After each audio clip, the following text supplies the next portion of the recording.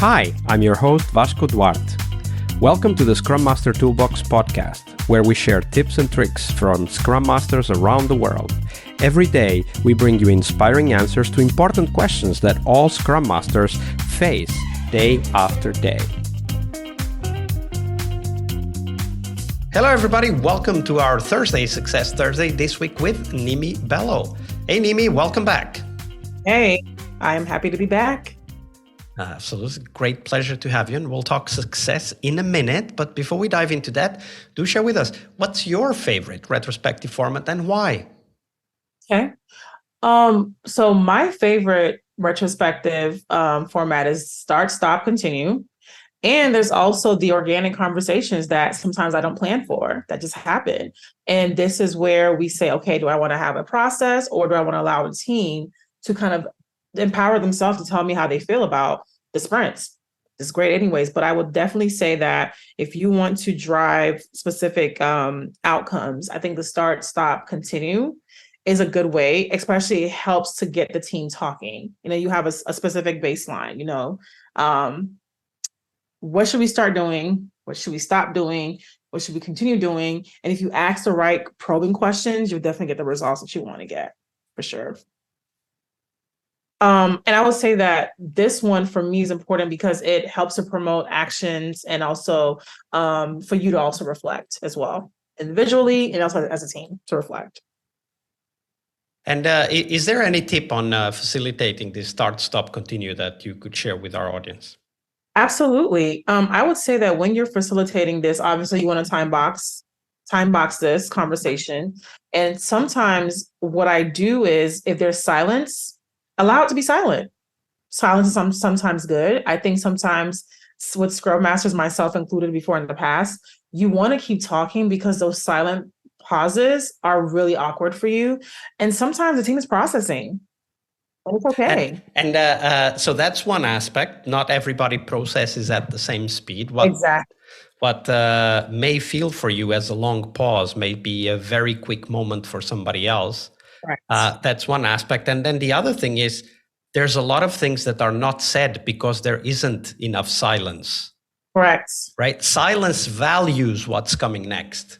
Exactly. And when we don't have that silence, then whatever is in people's minds, that has no value because you are talking. Mm-hmm. Yep. And sometimes just going back to that silence, like I've been in a retrospective that was time boxed for an hour and there was 10 minutes of silence and I allowed it to be silent for 10 minutes. But those 10 minutes of silence led to a bigger conversation that I think people were trying to figure out how to have. Like we were talking about the psychological safety thing and it was with that team. The team wanted to express their frustration and they were quiet for 10 minutes. And I can tell a couple of things was going on. How do I communicate that I feel like shit? Lack of a better word. How do I communicate that I'm not enjoying or I'm not as productive as I would like to be because I have somebody coming in constantly and interrupting my thought process? I can't even think. And now you want me to come into a retrospective and tell you how I feel when I've been bottling a lot of things that I want to spill out. And it turned into a therapy session. And it took one person from the team being brave enough and saying, can we stop having the engineering manager come to our meeting? And then the conversation took off from there, that we actually went over time. People started expressing their feelings, their frustrations, their pain points. And it was that conversation that made me have to sit back as a Scrum Master and say, okay, well, now I have data points. How do I want to go about this to have the hard conversation? So when I allowed that to happen, I think a couple of things happened. It was a domino effect. I have my data points. That was like the bulk of the conversation because I think that was also a reminder of this is also a distraction for us to produce. So do something about it. The team is looking at me to kind of come in like, okay, well, you asked me what my problem is, right? I'm telling you what my problem. What are you going to do about it to fix it? Because the last thing that you want to do is to have a retro and not have specific action items. Especially if it's that meaningful for the people involved. Correct. Especially when your team is addressing concerns of psychological safety. you want to take it really seriously. And there, like I share the strategic aspect of how you can go about having those hard conversations. And I think having a retro in that format will definitely lead to some outcomes that you can definitely say, okay, I've heard this from the team, they've addressed this. You may not be able to address everything, but one win is a big win for the team. And the team will definitely appreciate you for doing that as well. Absolutely. Right. So that was the retro, of course, but we will be talking about success next. So Nimi, do share with us, when it comes to you as a Scrum Master, what does success mean?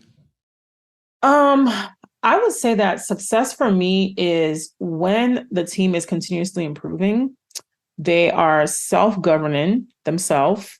I don't have to be as hands-on and they're still able to provide value. I can go on vacation for a week and come back and the team is still functioning because the initial foundational aspects has been set for them to kind of take off. And I always say this, I'm like, as a Scrum Master, you have to ask yourself, am I a Scrum Master or am I a good Scrum Master? Because there's a big difference. Good Scrum Masters want their team to be high performing. They want to move on to something else. They don't want to be, they don't want the team to be dependent on them. They want to empower their team so they can take that same skill set and empower other teams that may need it.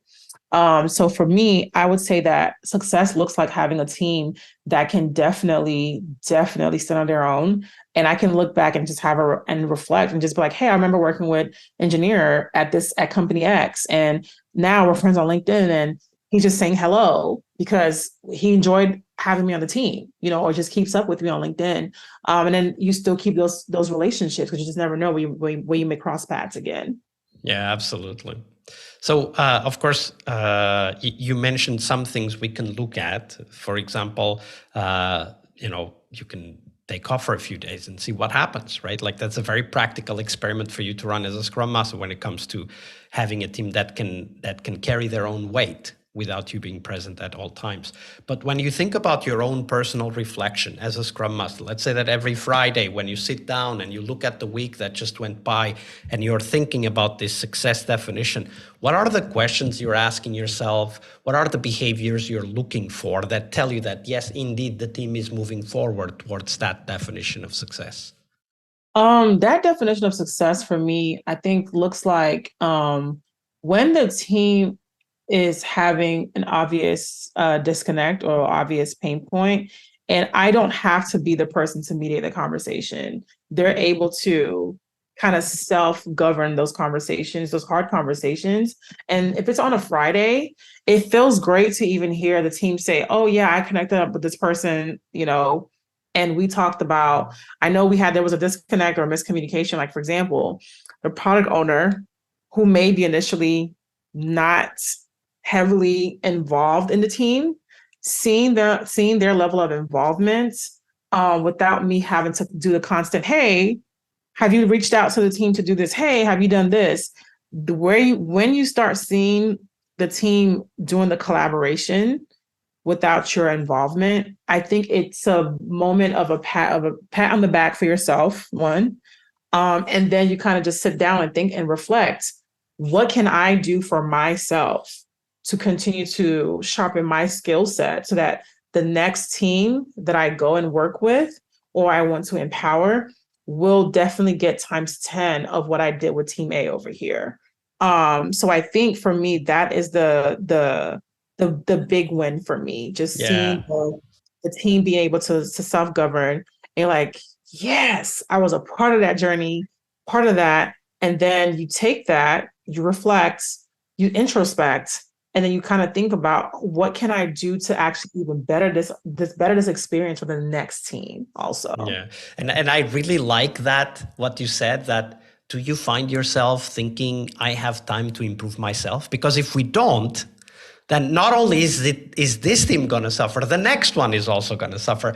But when we have time to think about our own self-improvement, that's a great sign that the current team is carrying their own weight and the next team you're going to work with is going to benefit from that improvement. And I would say that that's a great addition to those reflection questions we ask ourselves every Friday before we close the book on the week. Great story and also great tips. Thank you for sharing, Nimi. Absolutely. Part of a successful Scrum Master job is to help the product owner. Tomorrow we explore that critical role in Scrum, the product owner role. Tune in to learn about product owner anti-patterns, what you can do to help the product owner, and a real-life example of what a great product owner is and what made it so. Tomorrow on our Friday Product Owner episode. See you tomorrow. We really hope you liked our show. And if you did, why not rate this podcast on Stitcher or iTunes? Share this podcast and let other Scrum Masters know about this valuable resource for their work. Remember that sharing is caring.